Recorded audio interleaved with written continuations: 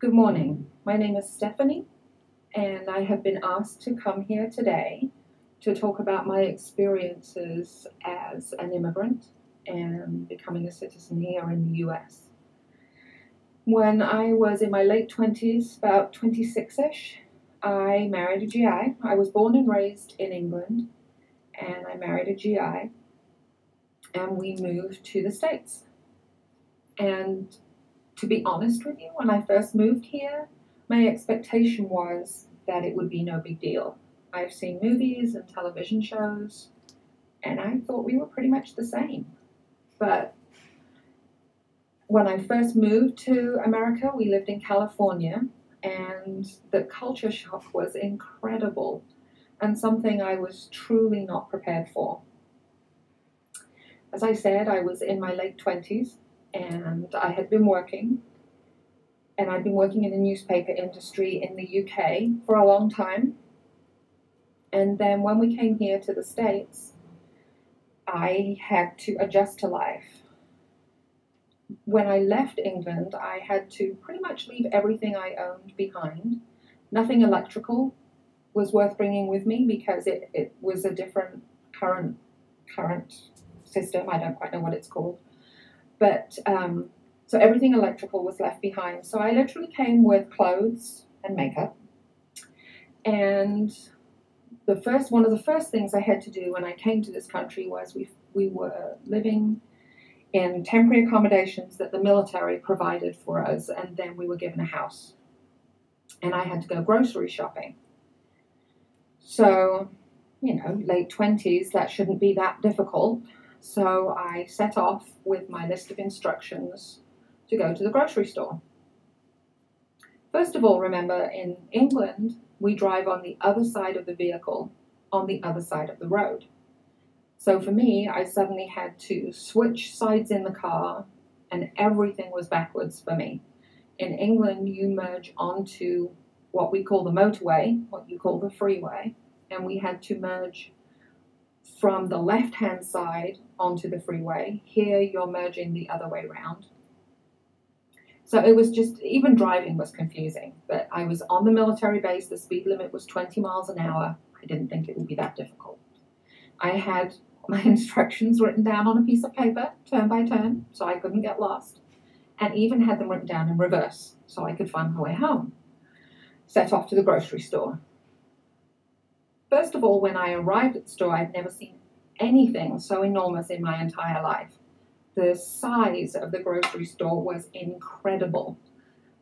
I was just overwhelmed with, I'll be here for a week trying to find my groceries because it's so huge. And then when I actually went into the store, I got what I call a trolley and what you call a cart. So already I'm confused.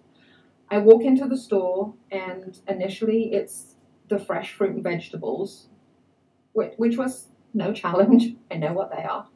But then when I actually got to the processed foods and the packaged items, I didn't recognize any of the name brands. All of the name brands were very different. And there were lots of products. I had no idea what they were, several of which I decided to buy just so I could try because I couldn't believe people did those things.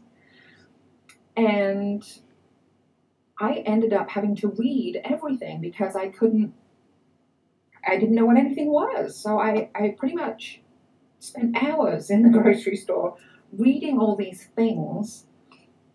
The other thing that was very interesting was, and maybe it's because it's military, but there were arrows on the floor directing which way you were supposed to walk.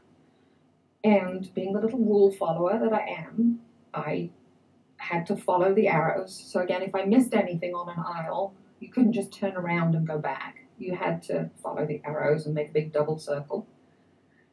But anyway, several hours go by.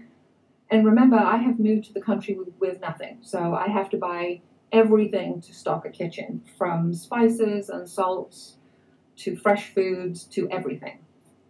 Cleaning products. Had never seen some of the cleaning products that you have. Had no idea where you would use them or when you would use them.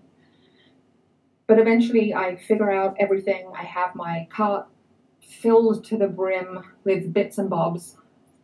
And then I go to pay. And again, it's just this enormous grocery store. So picture my life with a grocery store, maybe with 6 or 8 lanes, being pretty big for me. And then I come to a military base, and I'm not sure how you're checking out. So I stand at the corner of an aisle for a while and watch until I figure out you seem to form one. Well, Americans, first of all, don't seem to form lines and wait in turn for things, which is hugely important culturally in my country. But eventually I figure out you form a line that wiggles to the front in this big long S shape. And once you get to the front of that line, then you look at all of the checkouts, what I would have called a cashier, but all the checkouts until one becomes available, and then you go to it. Well, this was very stressful because what if I missed one, and what if people got cross with me because I wasn't moving fast enough, because everybody seemed in a terrible hurry. So eventually I worked my way through the line, hoping and praying that nobody wants to chat with me, because at this stage of the game, everybody seemed to be talking so fast, I didn't understand what was being said. So I get to the front, eventually get to my line where I'm ready to pay, and I'm putting all the food up on the conveyor belt for it to go through. And the girl ringing the checkout says to me, "Do you want paper or plastic?" I have no idea what she means. No idea what she's asking me. So the anxiety is starting to come up now because I don't know what the question means, let alone an answer.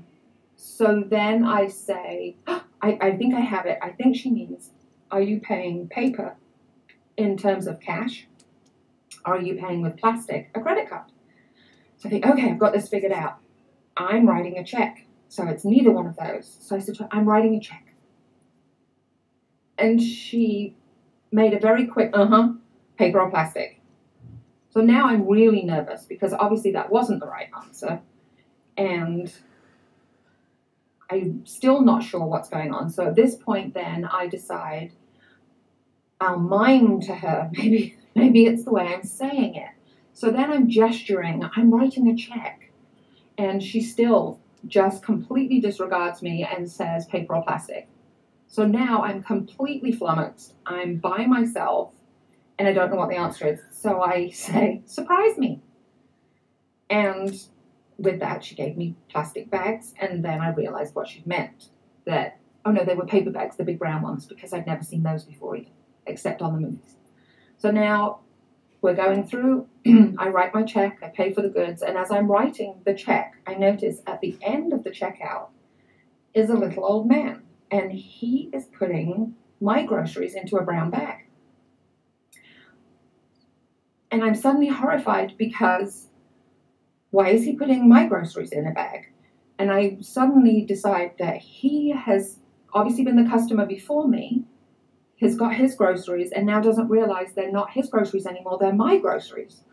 And so I slide to the end of the aisle to tell him that he's made this terrible mistake and that he's actually packing up my groceries now by mistake, and I'm very sorry, but he needs to put them back on the conveyor because they're mine. Not realizing that he's bagging the groceries for me.